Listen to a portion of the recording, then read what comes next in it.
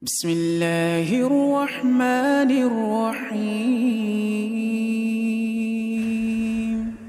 Puja, puji, serta syukur marilah kita senantiasa panjatkan kehadirat Allah Subhanahu wa Ta'ala, yang mana Allah masih memberikan dan mencurahkan limpahan nikmat serta karunia-Nya kepada kita, sehingga dengan itu semua kita masih bisa bermuajahah, bertatap muka.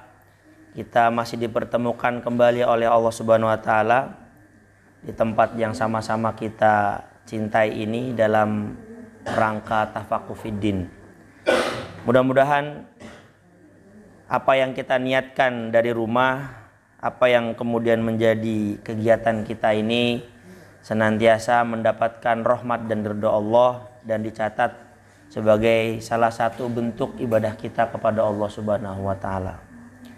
Sholawat beriring salam semoga senantiasa terlimpah curahkan kepada suri teladan terbaik manusia, uswah qudwah terbaik sepanjang zaman, yakni Rasulullah Muhammad SAW, dengan segala upaya dan kegigihan beliau di dalam menyampaikan risalah Islam, sehingga kemudian Islam menyebar, Islam menjadi rahmatan alamin, dan kita masih bisa menikmati, merasakan lezatnya, manisnya iman dan Islam di dada kita.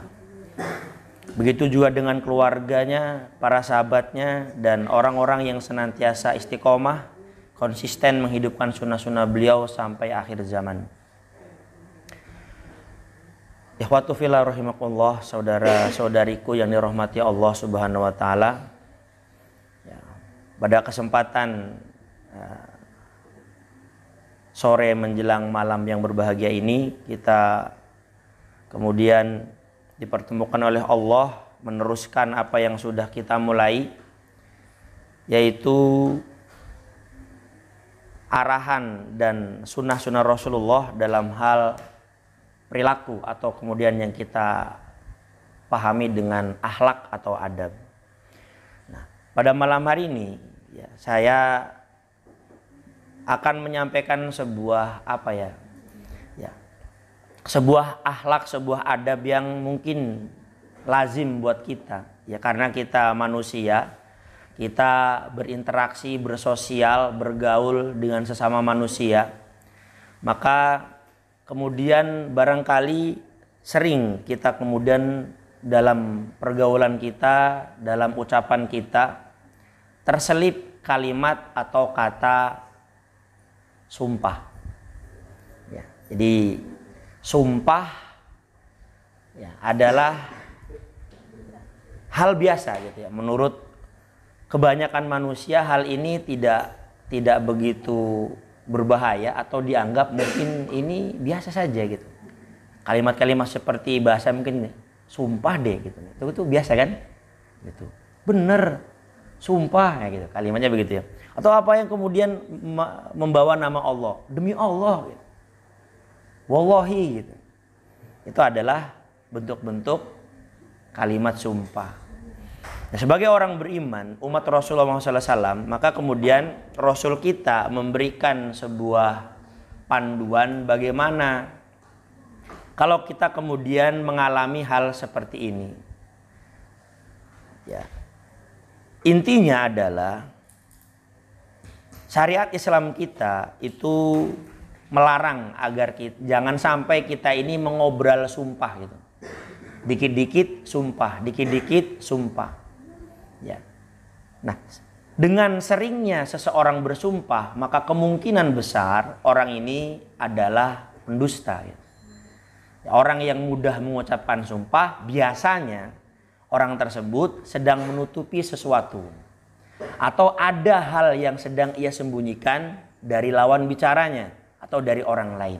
Maka kemudian untuk menutupinya, untuk membenarkan alibinya, maka dia kemudian mengucapkan kalimat sumpah.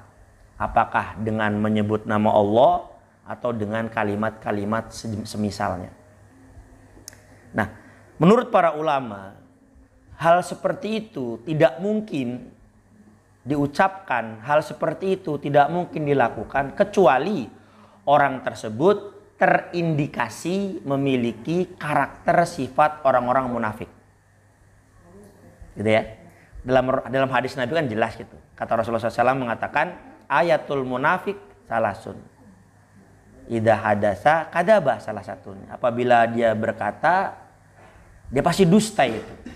Nah, maka untuk menutupi kedustaannya, dia kemudian bersumpah atas nama Allah. Orang-orang munafik seperti itu. Maka di dalam surat Al-Munafikun, coba kita lihat. Surat yang ke-63, ayat yang kedua. Di awal-awal ayat itu, Allah Subhanahu wa taala memperingatkan Rasulullah, memperingatkan orang-orang beriman bagaimana karakter orang-orang munafik ini. Sebab sifat ini ya, ini akan menghinggapi siapapun. Orang munafik itu bukan orang Yahudi. Orang munafik itu bukan orang Nasrani. Orang munafik itu adalah bagian dari orang-orang Muslim. Maka jangan-jangan kita ini bagian dari orang munafik, gitu kan? Ini kan gawatnya kan begitu. Yang kita takutkan kita ini bagian dari orang-orang munafik, gitu ya. Maka Allah kemudian peringatkan kita, kamu jangan seperti mereka. Bagaimana karakter mereka disebutkan dalam surat Al-Munafikun ayat 2 itu. A'udzubillahi minasyaitonirrajim. Ittakhadhu aymanahum junnatung fasaddu an sabilillah. Innahum sa'a ma kanu ya'malun.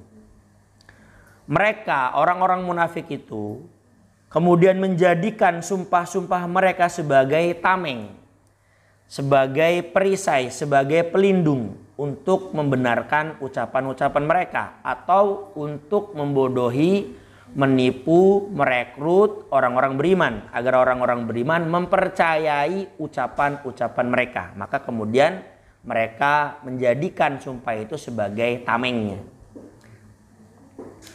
Lalu mereka kemudian menghalang-halangi manusia dari Islam, dari jalan Allah. Sungguh betapa buruknya apa yang telah mereka kerjakan. Nah, ini jadi setiap sumpah itu ya, itu adalah kalau orang mengobrol sumpahnya itu biasanya adalah orang-orang munafik. Ya, intinya kita dilarang oleh Allah dan Rasulnya untuk tidak mengobrol sumpah. Ya. Dalam ayat lain itu disebutkan dalam surat Al-Maidah itu Allah Subhanahu wa taala mengatakan wahfadu aimanakum, kata Allah. Maka jagalah, peliharalah sumpah-sumpah kalian. Jangan mudah mengucapkan sumpah. Jangan dikit-dikit sumpah, gitu ya. Sebentar-sebentar sumpah. Hal-hal sepele disumpahi, gitu ya. Bukan disumpahi dilaknat, tapi demi Allah, gitu. Orang-orang seperti itu.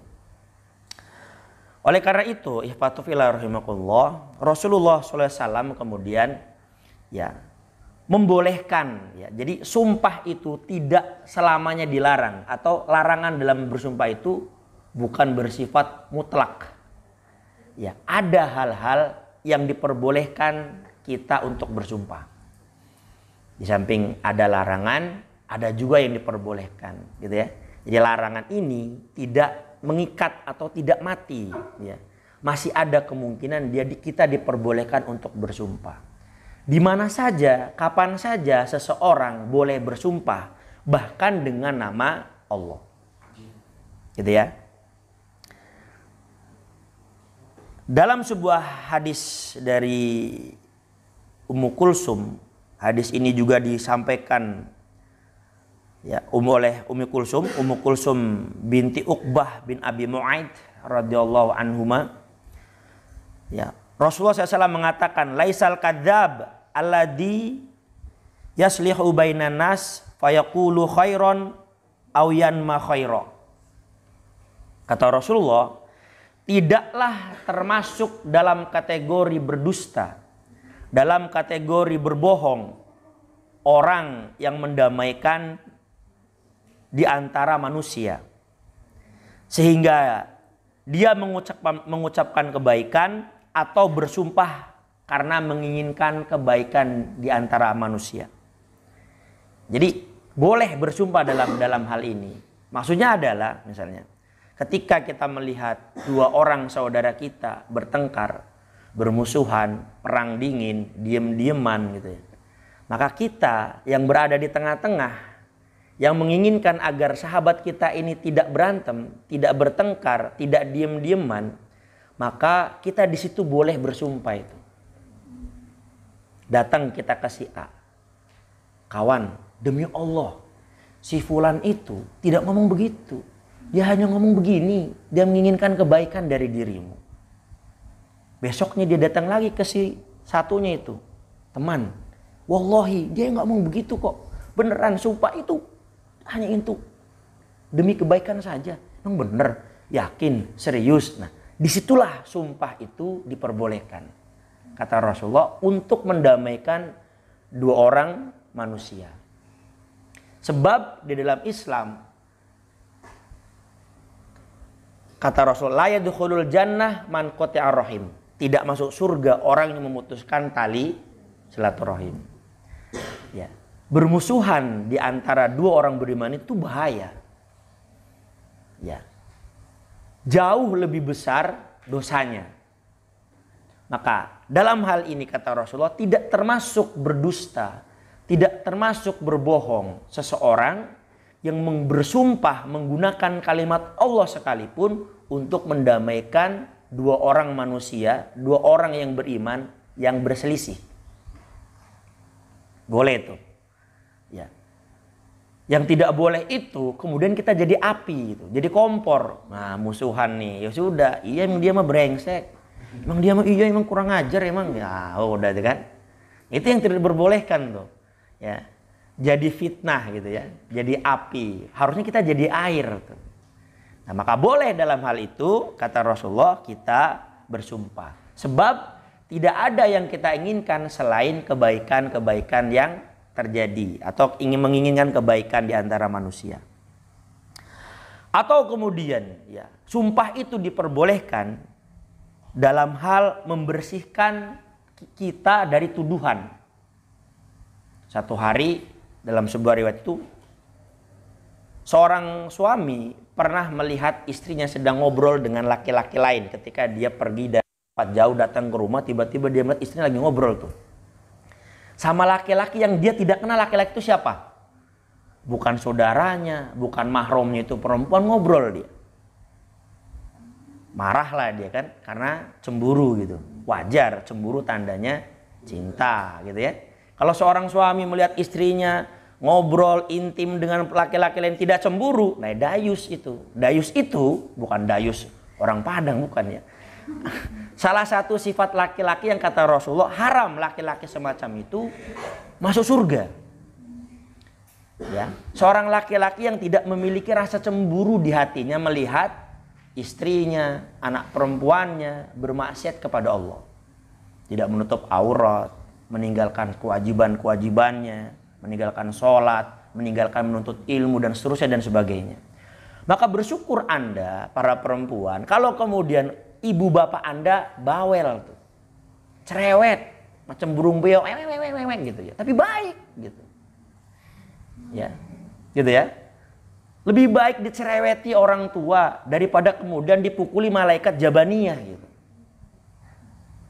Gitu kan? Disuruhnya berjilbab, disuruhnya menutup aurat, disuruhnya ngaji, disuruhnya belajar, disuruhnya ke majelis dan sebagainya seterusnya.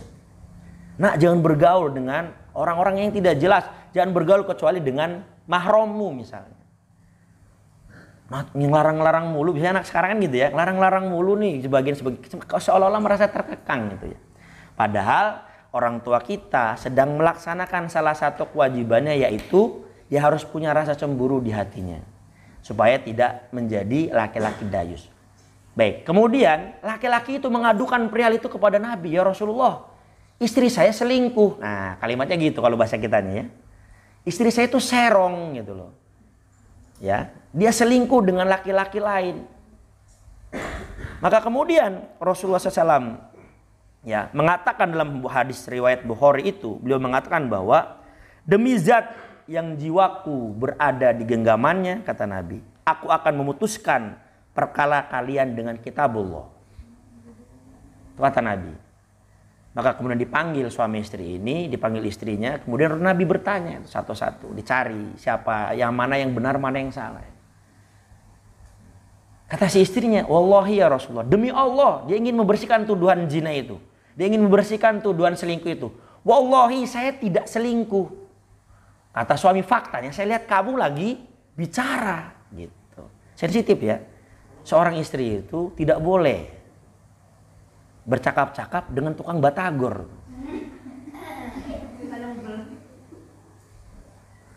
Tidak boleh. Ya. Atau ngobrol bercandaria dengan abang sayur. Gak boleh. Seorang istri itu harus menjaga marwah dirinya.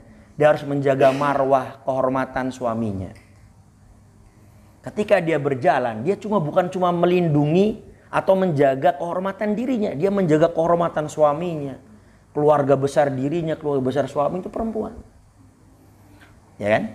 Maka kemudian mereka saling menuduh sebagainya. Akhirnya kemudian Rasulullah memutuskan. Maka si perempuan ini pun mengucapkan, wallahi saya tidak berselingkuh.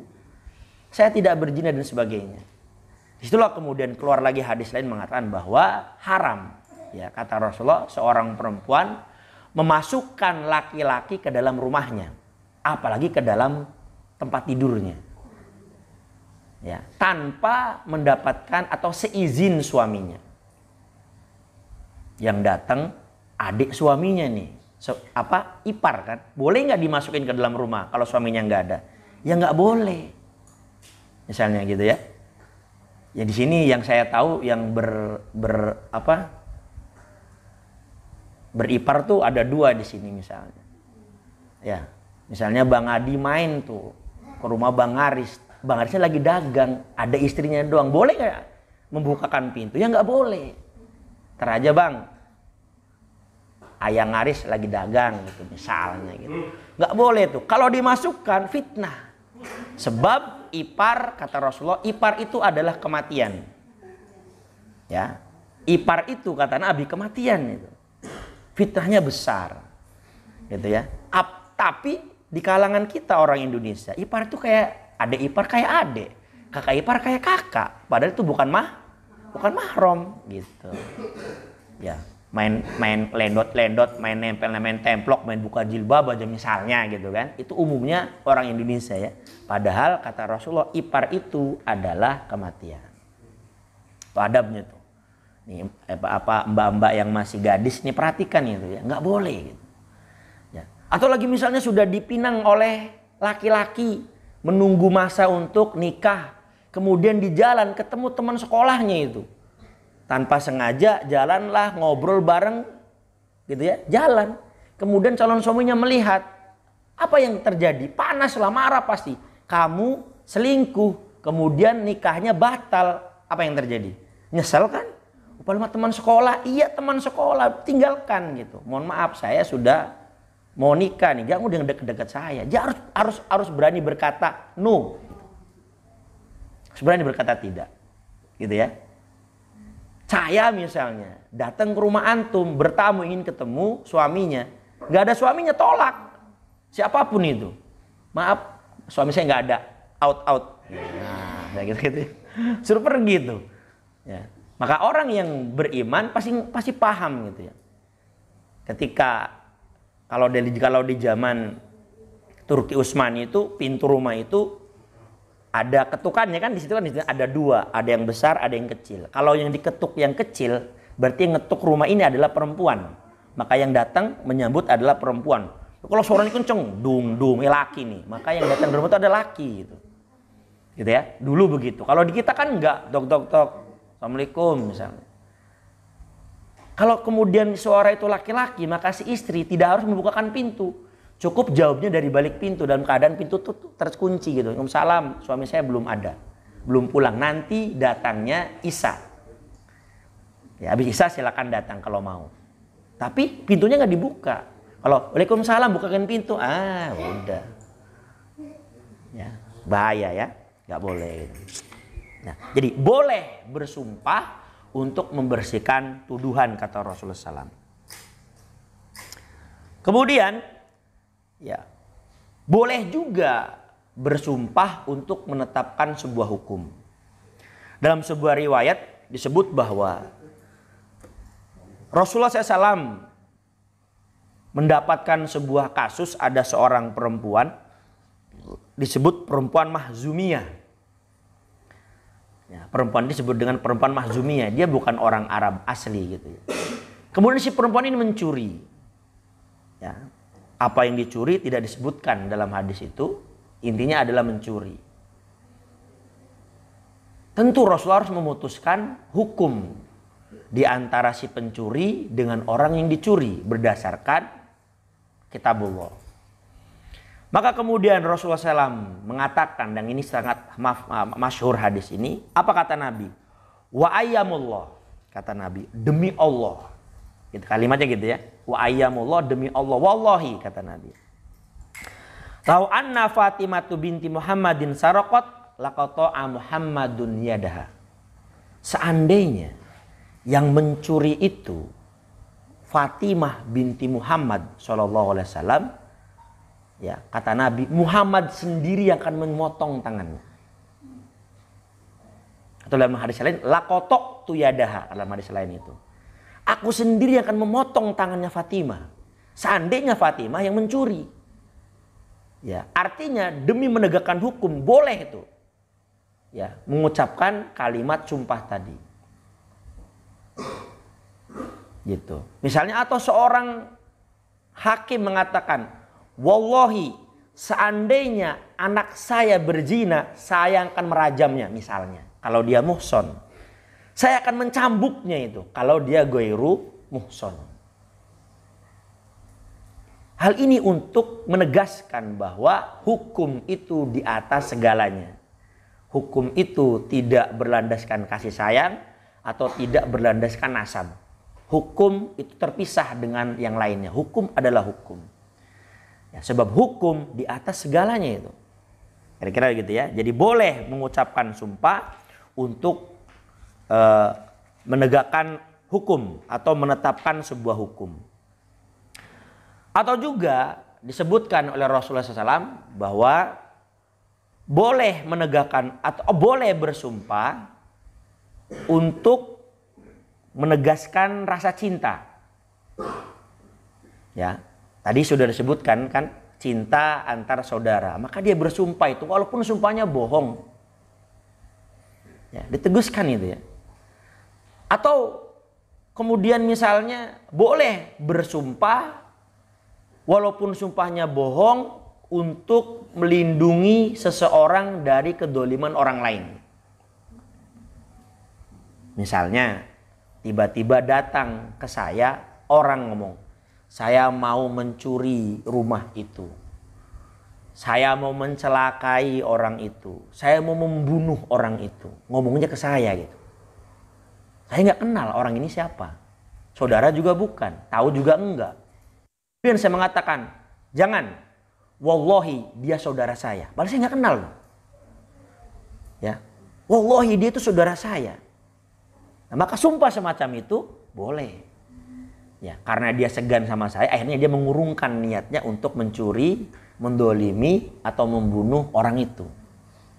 Oh, saudaranya abang ya, sudahlah saya nggak jadi, misalnya gitu. Padahal saya nggak tahu orang itu siapa. Gitu. Saya nggak kenal dia ini orang mana. Gitu. Masuk rumahnya aja belum pernah, gitu istilahnya. Tapi untuk melindungi kedoliman seseorang atau untuk melindungi orang lain dari kedoliman orang lain, maka diperbolehkan di situ bersumpah dengan nama Allah walaupun sumpahnya dusta. Oke? Jadi kembali ke yang tadi bahwa kata Rasulullah boleh bersumpah untuk menegaskan cinta. Dalam sebuah hadis dari Ummu Kulsum juga kemudian Rasulullah SAW mengatakan, walam asma'uhu yarhasu fi syai'in mimma yaqulun nasi innahu kadaba illa fi salasin. Beliau mengatakan, tidaklah aku mendengar dari beliau sallallahu alaihi wasallam Rasulullah memberikan keringanan terhadap bolehnya suatu perkara yang dikatakan dusta oleh manusia kecuali terhadap 3 perkara. Ada 3 hal kata Rasulullah diriwayatkan lewat Ummu Kulsum ini yang kemudian 3 hal ini diperbolehkan kita untuk berdusta atasnya. Boleh bersumpah atas nama Allah dalam 3 hal ini. Yang pertama, beliau mengatakan al-islahu bainan nas, yaitu mengislahkan, mendamaikan pertikaian di antara manusia. Tiba-tiba bapak ibu kita tengkar tuh.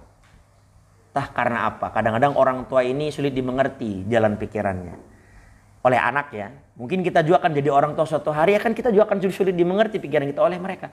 Tiba-tiba mak bapak saya kok diem-dieman ya. Biasanya ngopi bareng misalnya. Ya. Kok tiba-tiba diem-dieman, ada apa gitu kan. Ngomong lah mak, kenapa? Baru cerita tuh. Biasanya emak curhat sama anak gadisnya itu enak tuh. Bapaknya cerita juga kenapa begini. Oh begitu masalahnya. Sudah. Mainlah dia, main trik, main drama.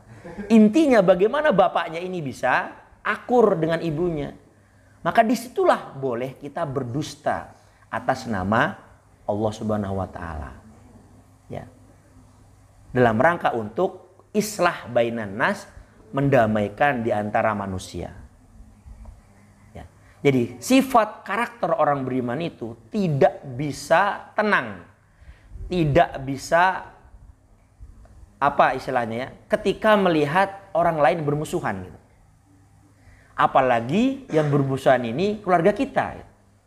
Tiba-tiba teman kita nggak hadir di satu majelis. Tanya kenapa? Habis ribut sama si A. Gitu misalnya kan. Nah situlah peran Anda harus dimainkan itu. Oh, saya harus ingin mengislahkan 2 orang ini ya. Bahkan dalam hadis kan, dalam Al-Quran gitu, bahasanya kan fa'aslihu baina akhwaikum. Maka damaikanlah di antara 2 seorang saudaramu yang berselisih. Jadi perselisihan itu harus dihindari. Kenapa seseorang berselisih? Karena berbeda pandangan, berbeda sudut pandang, berbeda persepsi, berbeda hobi, berbeda cita, berbeda rasa, itu bisa. Perbedaan-perbedaan inilah yang kemudian kebanyakan membuat orang lain ini bertengkar, berselisih, gitu ya. Maka kita orang beriman ini ya, sebisa mungkin menghindari perbedaan. Hindari perbedaannya. Ya. Sebab perbedaan itu sebuah keniscayaan. Sampai kapanpun kita tidak akan pernah menemukan kata yang sama untuk semua hal. Pasti ada perbedaannya. Saya dengan Anda berbeda. Bahkan kita dengan orang tua saja kadang berbeda. Anda dengan pasangan hidup Anda saja berbeda kadang. Saya tidak suka jengkol pete itu. Istri saya doyan, gimana tuh ceritanya? Ya kan? Saya nggak tahan baunya, mohon maaf gitu misalnya. Orang bilang lezat, sama seperti orang yang nggak suka duren. Jangankan makan, baunya saja sudah pusing. Lah bagi saya, 1 kontainer aja saya makan itu. Ya kan? Itu kan tidak bisa dipaksakan gitu. Itu masalah hobi ya kan? Dari situ saja sudah ada perbedaan. Jadi ketika orang beriman ini bergaul dengan orang beriman yang lain, maka yang didahulukan itu adalah persamaannya dan kita hindari perbedaannya. Ya.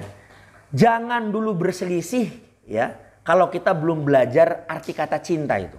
Jangan berselisih dulu, kita belajar cinta dulu. Kalau kita belajar cinta, apa itu cinta antara orang beriman, boleh kita berselisih kalau ada. Ya. Umar bin Khattab radhiyallahu an dengan Abu Bakar Siddiq radhiyallahu an berselisih. Perselisihan itu sampai ke hadapan Nabi. Ya, berselisih tentang satu perkara. Pergilah Abu Bakar menemui Nabi. Ya Rasulullah, saya sedang berselisih dengan temanmu Ibnul Khattab. Tiba-tiba datang Umar.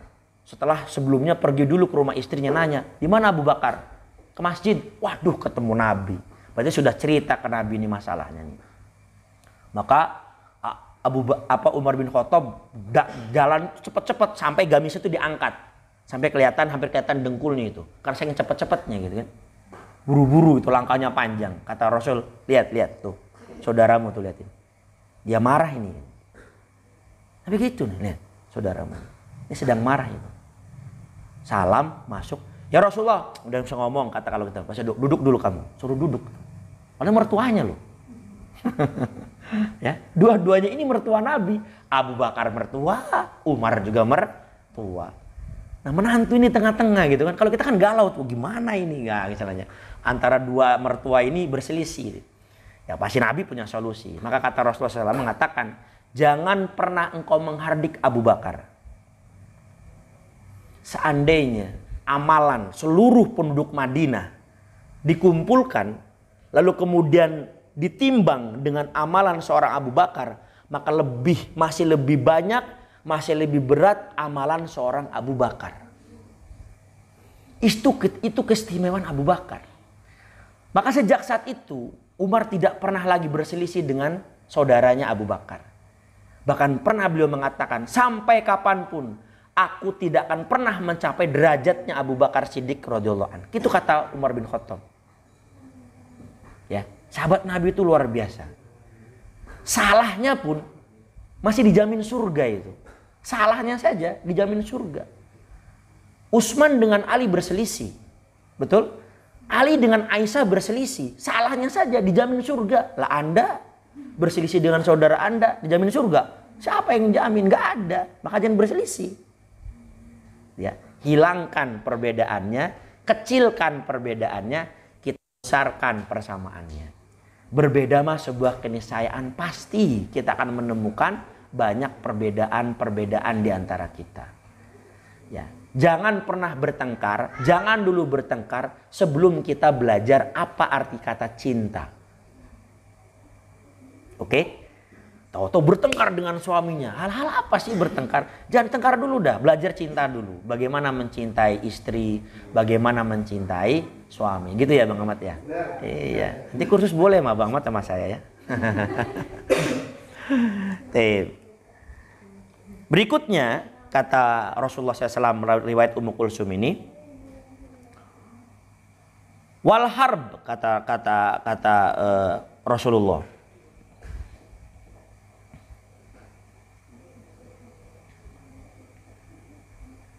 Dan di dalam peperangan wal harb itu. Jadi boleh berdusta dengan nama Allah sekalipun dalam situasi perang. Ya, itu banyak riwayat yang seperti itu ya. Dalam perang Khandaq sekalipun. Saya lupa nama sahabatnya itu karena memang dia orang ini asing ya. Dia sudah masuk Islam tapi kaumnya tidak tahu. Dan dia melihat kaum muslimin sedang dalam keadaan bahaya. Maka dia kemudian menemui Rasulullah. Rasulullah, apa yang saya bisa lakukan? Kata Rasulullah, perang itu adalah tipu daya. Maka dia datang ke Quraisy, dia datang ke orang-orang Yahudi, dia datang ke kabilah-kabilahnya sambil menembak-nembak. Wallahi, orang Yahudi begini, wallahi orang Quraisy begini, diadu domba. Akhirnya mereka berselisih, kemudian mereka diporak-porandakan oleh Allah. Dalam surat Al-Ahzab itu disebutkan. Jadi dalam kondisi perang kita boleh berdusta atas nama Allah sekalipun. Ya, musuh menanya, berapa jumlah kaum muslimin? Sekian, nggak percaya. Wallahi jumlah kaum muslim itu 1 juta, padahal cuma 1000 misalnya. Gitu ya. Dalam kondisi perang itu kita boleh berdusta itu. Ya, karena kondisinya istimewa. Situasinya bagaimana caranya agar kaum muslim ini menang dari musuhnya. Maka disitulah kedustaan dihalalkan. Ya, bahkan bukan cuma dusta, kesombongan pun dihalalkan di situ. Dalam kondisi perang ya, itu dilakukan oleh Abdullah bin Rawahah. Ketika dia ada jalan petantang petenteng sok kayak jagoan, itu emang jagoan beliau itu ya. Bukan cuma gaya-gayaan tapi betul gitu. Maka Rasul sampai kesenyum itu, geleng-geleng melihat Abdullah bin Rawahah tingkahnya gitu. Ya. Hanya di tempat ini jalan yang seperti itu dihalalkan. Sombong itu boleh di medan perang. Ya, seorang muslim boleh berlaku sombong di depan musuhnya. Sebaliknya, seorang muslim tidak boleh berlaku sombong di depan saudaranya. Kalimat sombong, sikap sombong, gestur sombong nggak boleh. Ya. Kadang kalau kita belajar rasa hormat itu, kita tuh harusnya belajar sama gimana ya? Misalnya, maaf ini mah, kayak misalnya pengikut-pengikut para habib gitu, dia saling menghormati itu satu sama lain itu. Tapi kalau ketemu gurunya itu, kalau ketemu syekhnya, kalau ketemu habibnya itu luar biasa, gitu kan? Itu untuk menghilangkan rasa sombongnya. Jadi saya tidak lebih baik dari dia, saya tidak lebih baik dari Anda tidak lebih baik dari saya, gitu ya. Maka dalam khutbatul wada, Nabi pun pernah mengatakan seperti itu. Ya, orang Arab tidak lebih baik dari orang Azm, bukan Arab. Orang bukan Arab tidak lebih mulia daripada orang Arab. Kalimat itu untuk mengikis kesombongan dari kaum muslimin. Abu Bakar tidak lebih baik dari Bilal. Sama Bilal juga tidak lebih mulia dari yang lain. Seperti itu. Maka kalau kita mau sombong, sombonglah di depan musuh kita. Orang Yahudi, Bani Israel, bangsa Israel itu boleh kita sombong sama dia. Tapi di hadapan orang beriman, di tengah-tengah orang beriman, jangan kita berlaku sombong, ya, atau melakukan kesombongan dalam hal apapun. Gitu ya. Apalagi kalau kemudian misalnya kita ini seorang anak itu sudah mampu mencari uang sendiri, menghasilkan uang sendiri, dagang online misalnya itu kalau emak-emak tuh kan, kalau ciwi-ciwi kan misalnya kayak gitu ya. Udah punya penghasilan tuh dia itu. Ya, emaknya ngomong, "Neng, beliin emak es campur sih, males banget emak-emak. Gini-gini ya," gitu. Kalimat sombong itu sangat menyakitkan, apalagi ke orang tua. Orang tua itu semakin tua semakin sensitif dia. Ya, semakin tua semakin sensitif dia, ya. Maka jangan sampai kemudian kita mengucapkan kalimat kasar, kalimat sombong di hadapan orang tua kita. Jangan, saudara. Itu lebih berbahaya lagi, ya. Jadi kata Rasul, wal harb, dalam keadaan perang maka kita diperbolehkan untuk bersumpah dengan nama Allah atau berdusta. Selanjutnya kemudian kata Rasulullah SAW, wa hadisur rajulu imra'atahu wa hadisul mar'atu zaujaha. Atau kata Nabi, ucapan seorang suami kepada istrinya dan ucapan si istri kepada suaminya. Boleh itu kita berdusta tuh. Tahu-tahu istrinya nyoba menu baru nih, tik masak dia. Kasih ke suaminya, "Yang gimana rasanya?" Dicobain, mantep. Ya, Farah Queen aja, Chef Juna aja kalah ini misalnya. Masakanmu luar biasa enak. Padahal kalau di belakangnya, dilepain misalnya gitu ya. Wah yang bener, demi Allah masakanmu ini paling enak nih. Saya belum pernah makan nasi goreng seenak nasi goreng masakanmu ini. Berbunga-bunga dia kan, keluar tanduk nih gitu. Misalnya kayak gitu ya. Nah disitulah boleh seandainya harus mengucapkan sumpah. Demi Allah masakanmu ini paling nikmat sedunia misalnya. Padahal garamnya kebanyakan misalnya. Padahal hambar betul itu masakan misalnya. Tapi untuk menyenangkan hati istrinya, dia rela bersumpah. Boleh, kata Nabi boleh. Ya. Ingat Rasul pernah diseduhin minuman oleh Aisyah. Lalu kemudian Aisyah karena buru-buru salah masukin gula. Dikira gula, taunya garam. Nabi minum tuh kan, celeput minum gitu ya. Aisyah ngeliatin aja. Biasanya Nabi nih kalau minum itu pasti nisain. Disisakan buat Aisyah. Ya, maka Aisyah akan minum di mana tempat Nabi minum. Gelasnya di sini. Dia minum di sini tuh. Dia nggak mungkin di gelas sana, apalagi dielap. Gitu ya. Nabi pun begitu. Bekas bibir Aisyah gitu ya, tempat di gelas itu minum, Nabi pun minumnya di situ. Ya kan? Itu gampang, Bang Haris. Kalau pengen ngerawat cinta tuh kayak gitu. Jangan pernah makan di piring yang lain, makanlah sepiring berdua, kecuali di kondangan. Kan nggak mungkin kan kondangan makan bareng kan? Gitu. Kecuali di kondangan tuh. Ya kalau di luar kondangan makanlah berdua, minumlah berdua. Sendoknya bila perlu barengan tuh. Makan bakso berdua aja nggak apa-apa. Biarin aja orang ngeliatin absurd kayak aneh kayak biarin aja. Toh dunia ini milik kita berdua kan? Ya kayak gitu. Ya, jadi kata Nabi dalam situasi seperti itu ya boleh. Nabi kemudian ya sampai menghabiskan minuman itu. Kata Aisyah, "Ya Rasulullah, sisakan buatku." "Oh kamu mau gitu?" "Iya." Biasanya juang nyisain gitu. "Oh ya udah, nih kasih." Tapi tinggal dikit. Ketika diminum langsung muntahin dia. "Maaf ya Rasulullah, saya kira gula taunya garam ya." Gitu kenapa? Itulah mengapa saya mau habisin tuh biar kamu nggak minum garam gitu. Dia malunya luar biasa. Sejak itu dia kalau mau nyeduin air buat Nabi, dia pastikan dulu ini gula bukan garam. Jadi ngambil pelajaran dari situ. Ya, untung nggak ditanya, "Enak Rasul?" "Enak." "Nikmat?" "Nikmat." "Ah bohong." "Wallahi." Pasti Rasul juga akan berkuat ya begitu. Asal istrinya senang gitu. Gitu ya. Jadi boleh tuh. Nah hal itu tidak akan Anda rasakan kalau Anda belum nikah. gitu. Maka segeralah menikah. Ya kan? Gitu ya. Baik. Jadi ucapan suami kepada istrinya itu boleh dusta di situ ya. Atau hal-hal lain lah yang tidak perlu saya sebutkan lebih banyak misalnya kayak gitu ya. Misalnya kadang-kadang suami itu ingin membahagiakan istrinya, dia pulang ke rumah bawa apa, seperti apa. Kalau pengen senang ya beli aja gorengan 5.000, makan berdua itu juga udah nikmat kira gitu ya. Iya, atau datang nggak bawa apa-apa ya sambil maaf hari ini saya nggak bawa uang karena dagangnya lagi sepi misalnya. Yang penting bicara ada bunyinya gitu, jangan mecetut aja misalnya gitu. Nah itu kan jadi tanda tanya, ini suami saya kenapa ini misalnya. Ada masalah apa gitu kan? Gitu. Nah si istri perlu taruh permasalahan gitu ya. Jadi jangan ada istilah kayak orang umum. Ini privasi misalnya gitu ya. Suami istri itu tidak ada privasi.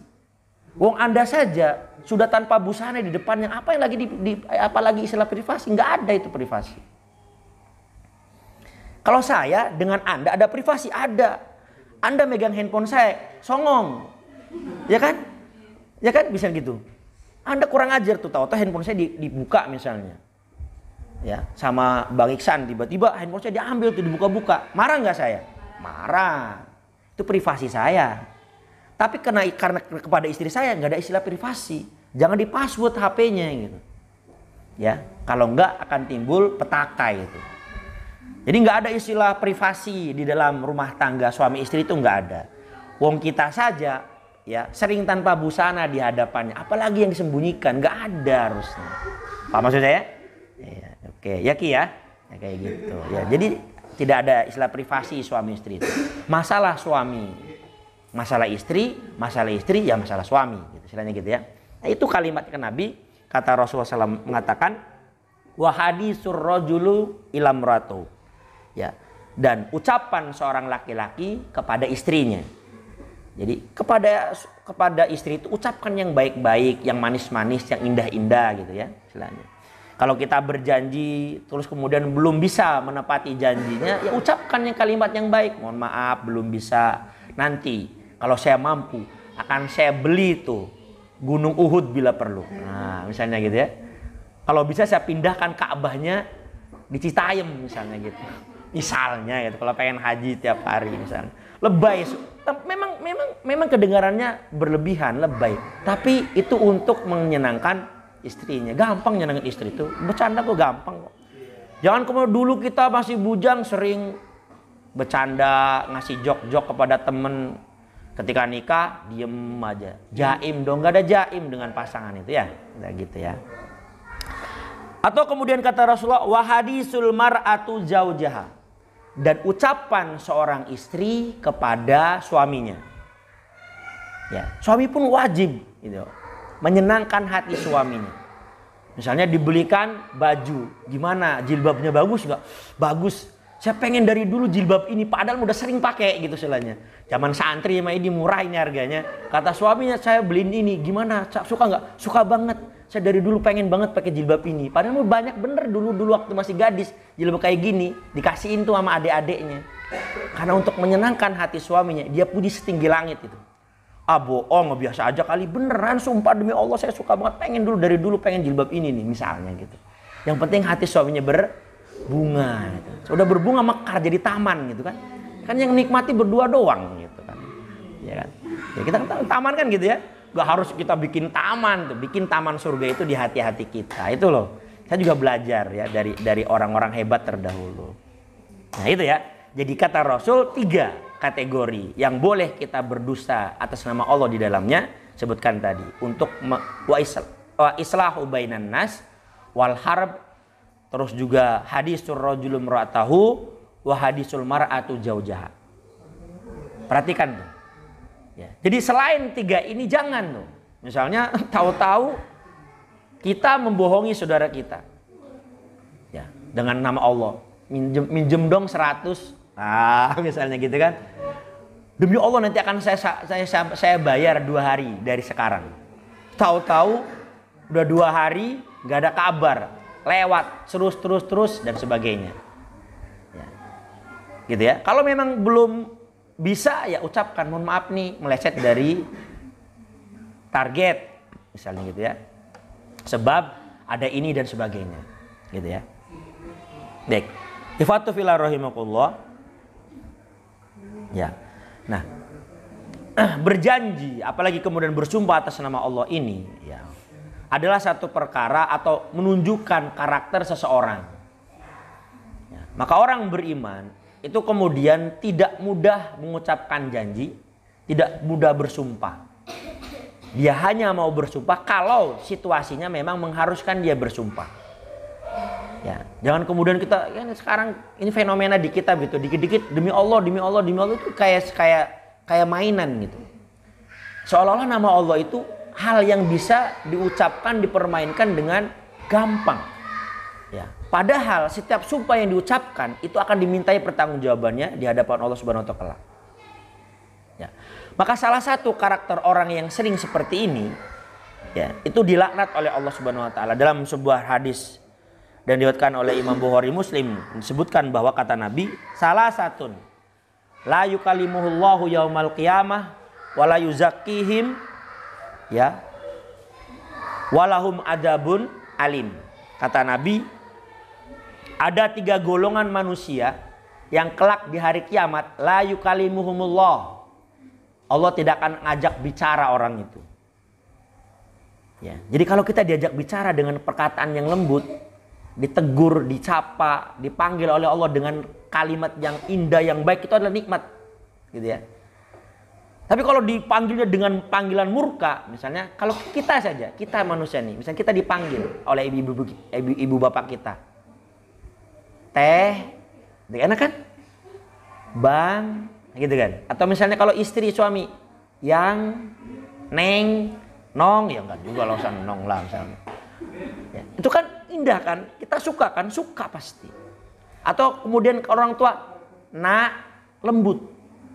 Tapi kalau kemudian manggilnya kasar, woi, wah, kalimatnya intonasinya beda, kita juga ngerasa nggak nyaman, merasa tertekan, merasa terintimidasi, gitu ya.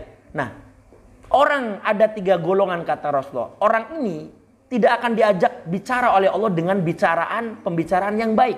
Bahkan kemudian mungkin dia dihardik, dimarahi dan sebagainya. Wala yanzuru ilaihim, juga tidak akan dilihat oleh Allah dengan pandangan penuh cinta, dengan pandangan penuh rahmat, penuh kasih sayang. Tapi Allah melihatnya dengan pandangan kebencian dan kemarahan.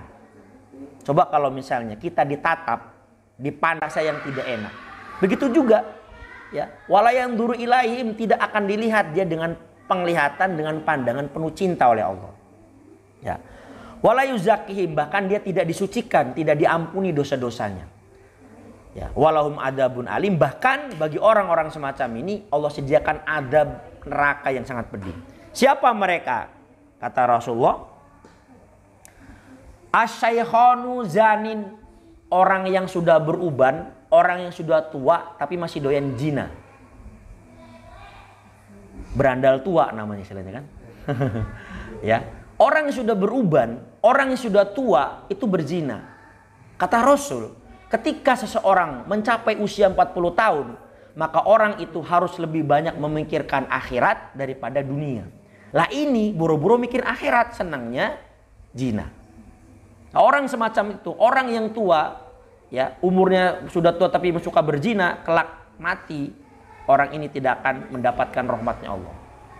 Asyaikhonu zanin, orang yang sudah beruban tapi masih suka berzina. Di kita ada nggak? Ada, sering kita lihat seperti itu ya. Bahkan viral di beberapa video itu. Umurnya sudah di atas 50, pacaran dia. Ya kan? Misalnya. Dilihat dari videonya itu. Kalimatnya begitu. Saya sih tidak menghakimi gitu ya. Kemudian wa'ailun mustakbirun, orang miskin yang sombong. Entah miskin harta, entah miskin ilmu, entah miskin iman, miskin aja intinya. Udah miskin sombong pula gitu ya. Apa yang dibanggakan dari kemiskinannya? Nggak ada. Harusnya orang miskin itu tawadu gitu. Terus warrajulu ja'alallahu bidu'atihi la yastari illa biyamini wa la yabi'u illa biyamini. Seorang laki-laki yang menjual nama Allah ketika dia membeli bersumpah, ketika dia menjual bersumpah. orang pedagang maksudnya, dia beli barang. Demi Allah bang, kemarin saya beli barang abang nih, ngejualnya susah. Padahal laku keras. Ya, demi Allah kemarin saya beli bang barang abang ini bang. Itu orang pada mau yang kayak gini bang. Karena kemahalan. Cobalah makanya diturunin harganya. Padahal dia laku keras harganya. Dia ngomong demi Allah. Atau ketika dia menjual, demi Allah ini barang yang paling laku nih. Ini rasanya paling enak ini, paling mantap dan sebagainya. Dia menjual nama Allah untuk melariskan dagangannya. Nah, orang penjual, pedagang yang seperti itu, kata Allah tidak akan masuk surga itu. Anda yang pedagang, hati-hati dengan kalimat ini. Ya, kalau memang ini misalnya bagus, katakan bagus. Kalau memang ini kurang bagus, katakan kurang bagus. Kalau misalnya jelek, katakan jelek. Yang bagus harganya 50.000. Ini yang sedang nih, KW. Harganya 30. Ini yang jelekan nih, harganya 20.000. Silakan Anda mau pilih mana. Serah. Itu konsep dagang para sahabat dulu. Dia tidak dicampur tuh, diaduk tuh. Yang bagus dengan yang jelek, yang bagus dengan yang sedang nggak dicampur. Dia pisahkan itu. Ya, tentu kualitas itu berbanding lurus dengan harga. Semakin mahal harganya menunjukkan kualitasnya semakin bagus. Tuh, itu hukum dalam dagang, tapi yang jujur ya dagangnya. Misalnya Bang Aris mengatakan, Bu, ini kebabnya mantep nih. Karena memang mantep. Katakan, Bu, ini rasanya kurang enak karena rotinya sudah lama. Katakan, kira-kira gitu ya. Jangan coba-coba mengumbar nama Allah untuk melariskan dagangan kita. Alhamdulillah, wa taufiqillah. Mungkin hanya ini yang dapat saya sampaikan pada kesempatan kali ini. Mudah-mudahan ya Allah memberikan rahmatnya kepada kita sehingga kemudian ya menjadikan ilmu buat kita dan kita mampu mengamalkannya dalam kehidupan sehari-hari. Dari saya cukup sampai di sini. Mudah-mudahan ya, saya diampuni atas segala kesalahan saya, yang benar datang dari Allah, yang salah dari saya. Mari kita akhiri majelis kita dengan membaca hamdalah bersama. Alhamdulillahirabbil alamin. Astagfirullahaladzim. Assalamualaikum warahmatullahi wabarakatuh.